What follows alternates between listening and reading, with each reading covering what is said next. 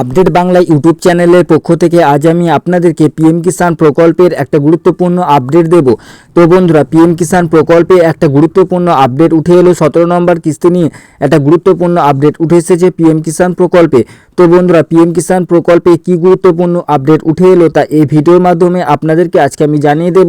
তার জন্য অবশ্যই বন্ধুরা ভিডিওটি প্রথম থেকে শেষ পর্যন্ত দেখবেন, তাহলে আপনারা বুঝতে পারবেন যে পিএম কিষাণ প্রকল্পে 17 নম্বর কিস্তি নিয়ে কি গুরুত্বপূর্ণ আপডেট উঠে এলো।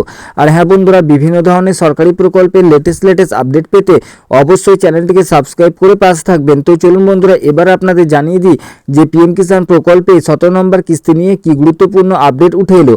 তো বন্ধুরা, আপনারা জানেন যে পিএম কিষাণ প্রকল্প হলো কেন্দ্রীয় সরকারের একটা জনকল্যাণমূলক প্রকল্প। এই প্রকল্পের মাধ্যমে দেশের কোটি কোটি কৃষককে আর্থিকভাবে সহায়তা করা হয়।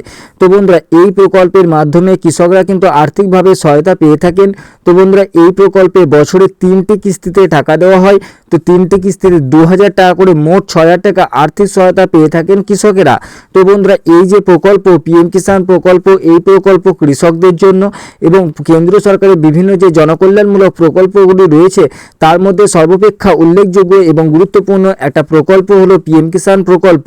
তো এই প্রকল্পে কৃষকরা 16 নম্বর কিস্তির টাকা পেয়ে গেছেন।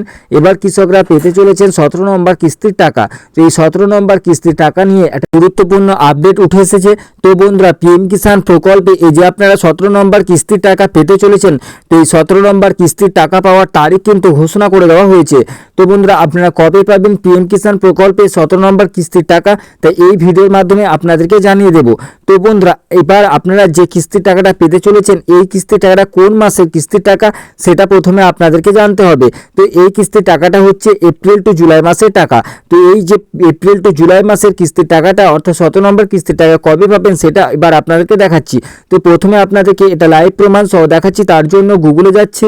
তো গুগলে গিয়ে আমরা সার্চ করে নিচ্ছি পিএম কিষাণ 17 নম্বর ইনস্টলমেন্ট ডেট 2024 লিখে।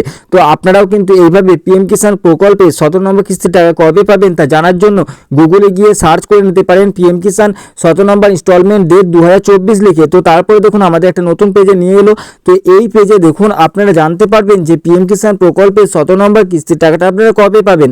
তো এখানে দেখুন স্কিমের নেম অর্থাৎ পিএম কিষাণ প্রকল্প যে একটা কেন্দ্র সরকারের প্রকল্প, তো এই প্রকল্পের যে নাম সেই নামটা প্রথমে দেওয়া আছে প্রধানমন্ত্রী কিষাণ সম্মান নিধি। তারপরে দেখুন এখানে দেখানো হয়েছে যে কারা এই যে প্রকল্পের টাকা, এই প্রকল্পের টাকা পেয়ে থাকেন সেটা।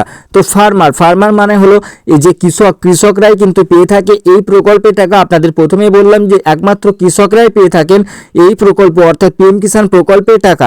তো তারপরে দেখুন বছরে আপনারা কত টাকা পান সেটাও কিন্তু এখানে দেখানো হয়েছে। বছরে 6000 টাকা দেওয়া হয়, সেটাও আপনাদের প্রথমে জানিয়েছি যে আপনারা 2000 টাকা করে 3টি কিস্তিতে টাকাটা পেয়ে থাকেন। তারপরে নিচে দেখুন এর আগের যে কিস্তি অর্থাৎ 16 নম্বর কিস্তির টাকাটা আপনারা কবে পেয়েছেন। তো 28শে ফেব্রুয়ারি এই টাকাটা পেয়েছিলেন।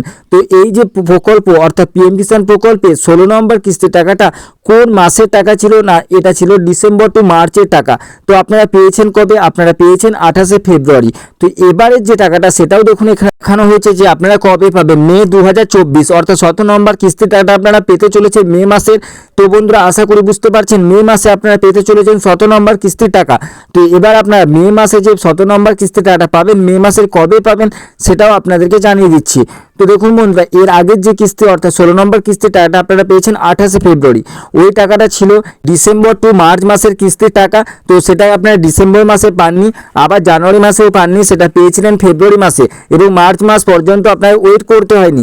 সেইভাবে 17 নম্বর কিস্তির টাকাটা সময় কত, এপ্রিল টু জুলাই। তো এই 17 নম্বর কিস্তির টাকা আপনারা এপ্রিল মাসে পাচ্ছেন না, আপনারা পাচ্ছেন মে মাসে।